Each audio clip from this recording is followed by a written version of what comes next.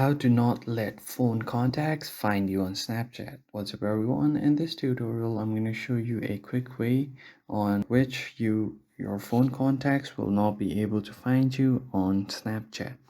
But before we begin, make sure to head down below to give this video a big thumbs up and hit the subscribe button so you get notified about our new videos.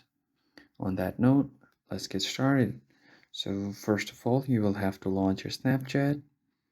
And once you do that, just head over to your profile section, and on the top right corner you will see this little wheel icon so just tap on it to open your settings.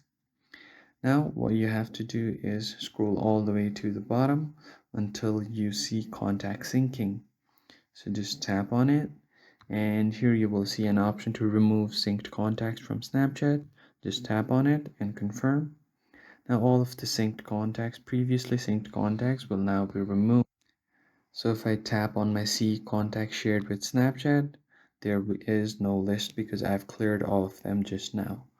Now one other thing that you can do is head over to your recent app and then open your app info. Now from here, if you tap on permissions, make sure that the contacts is not allowed, because if it is, then uh, Snapchat will easily access your contact section as well.